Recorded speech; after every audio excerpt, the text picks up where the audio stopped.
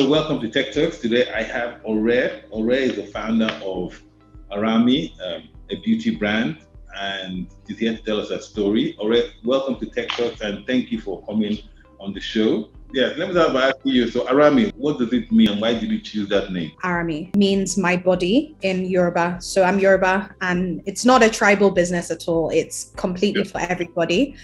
I came up with the slogan for the business before I actually came up with the name. So the slogan for the business is "My body is a temple," and when I got that, I wanted the business to be called something to do with the body because it was definitely going to be all about the body and everything. So I started thinking of how we could call the business Body or My Body without calling it Body. And I thought of different languages, but none of them seemed, because the basis of the business or the essence of the business is the African roots behind a lot of the ingredients, and of course it's produced in Africa and everything. So it just didn't seem right to have like another random language. So I just thought, okay, what is my body in Yoruba? And I got Arami, and I was like, okay, no, first I think I started with body in Yoruba, which is Ara. And I was like, okay, Ara is cool. And then I was like, okay, what is my body? Arami. Okay, cool. So I actually suggested both to my graphic designer at the time. And he's actually Caucasian, British, doesn't really know much about Yoruba or anything like that. And I just said, okay, what would you think about a beauty brand being called Ara or Arami? And he was like, definitely Arami. And, I really liked the fact that he gravitated towards it immediately. And then he was able to come up with a really nice logo, which we still use till today. So that was how it started. Well, it's fantastic, because if you had used Ara in Igbo, it's madness. So that would have been interesting. I wouldn't have been good. Well, it depends how you look at madness anyway. So let me ask a question. Like, what were you doing before Arami? Did you just wake up and just do it? Or what drove you to do it, and why did you think that you could make a success out of it? For me, I've definitely loved the beauty space for most of my lifetime. I've always loved hair, not necessarily makeup, but like hair and just skin, and just being able to express myself through that way. Where the business side of things started coming into my mind was really when I moved to Nigeria in 2014. So I spent like the best part of the first 2 years just waiting till I was going to travel again, waiting for parents to come at some point, or relatives or friends, and giving them a long list of things I needed, majority of which were cosmetics, because I couldn't find the cosmetics that I was using when I lived in the UK in Nigeria. And when I found them, they were just overpriced. For me, I was just like, this has to stop. Like, I need to stop asking people to bring me everything. If I'm going to live in Nigeria, let me live in Nigeria. Let me live like a Nigerian. I'm not going to live this like bubble life where I'm ordering things in and I can't survive.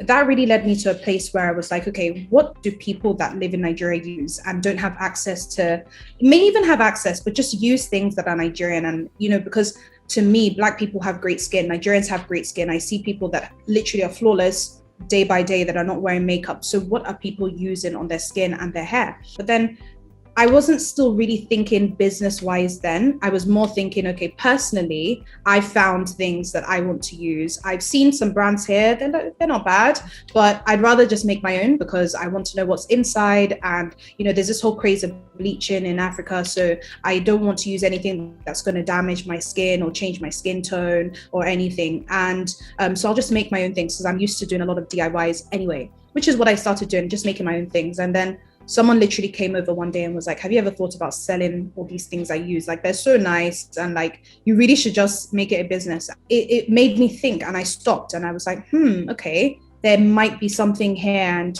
coupled with the experience I have in communications with branding and marketing and building something, this is almost like a sweet spot. Like, could this really be something that works? And that was really how the journey started. So, and that's very interesting, because when I go to your website, I can see it's well done, it's clean, it's neat. And one of the blockers, especially in buying Nigerian product, is, the packaging, what you see and how you communicate it.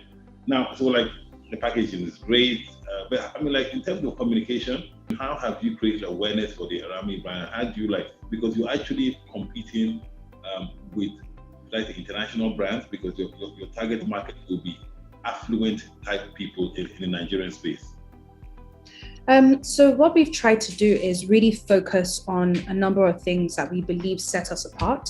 So we feel that our main focus is on safe and effective ingredients that actually work. So right now we're moving away from just shea butter, black soap, oils, and natural and everything. And what we're now trying to do is to use innovative ways of marrying these products with ingredients from around the world that can make them more active. So yes, shea butter does a lot of things, it cures a lot of things, but there are some ingredients that have been found since shea butter was discovered that can actually increase, almost like act as a catalyst effect for what these things actually do. So I feel like that is one of the main things that really sets us apart, where we're based on natural ingredients, but we're not afraid to play in the world space of innovative ingredients that have been found and are effective at curing concerns. And we also understand that our customer is actually smarter than people think they are. Google is at your fingertips. You can literally ask Google anything. And rather than trying to stick to what has been done, we want to, grow with our customers and say, we now know that it's good to use sunscreen, for instance. So we're going to create a sunscreen for you. We know that acne cannot be solved through this one ingredient. So we're going to infuse this with something else. And most of your products sold online or physically? Because I think you started digitally. So, that the disruption from COVID wouldn't have been that much for your business, because that's how you started. Mm-hmm. Yeah, so I think, yes, the entrepreneurial journey, I mean, if anybody told me 5 years ago that this is what the journey was going to hold, I would definitely not have probably embarked on it. Like, no, because I mean, it's like one life. Do I really want to be stressed the whole time? But at the same time, saying that, it's so rewarding, and I'm actually very grateful that I did embark on this journey. It hasn't been easy, and I think one thing that I don't take for granted is that I didn't really know anything when I started. Like I said, I worked in a completely different sector before I started Arami, and I didn't really know much. That is the honest truth. I haven't been to business school yet, and I really didn't know much about building a business. That's the honest truth. And I think that there is some beauty in starting something when the skill set and the knowledge is a bit raw, because you take some certain things for granted and you don't overthink certain things. And there are some times where you should probably be scared, but you're not that scared because you don't know what is actually ahead. So I think that I don't take for granted the fact that I started small and with little knowledge, because I literally learned on the go. Last question, because I can ask you forever.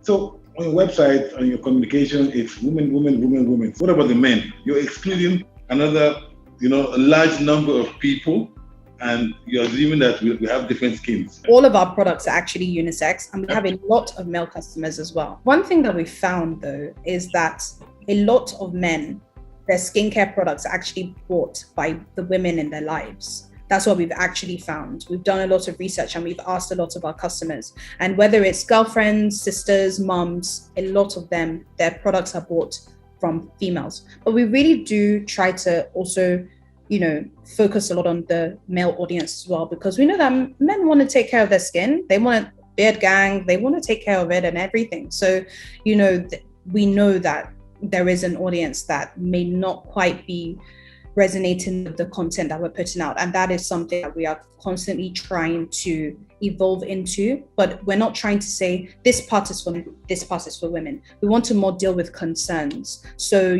something like a concern that a lot of men have is razor bumps from shaving, but women get razor bumps as well, because women shave different areas of their body as well. So we would look at a product that is for razor bumps rather than a product for men that is for razor bumps. So, all right, thank you very much for coming on Techturks. It's been wonderful, and it's been going forever, but good things must come to an end, and we'll continue the conversation offline.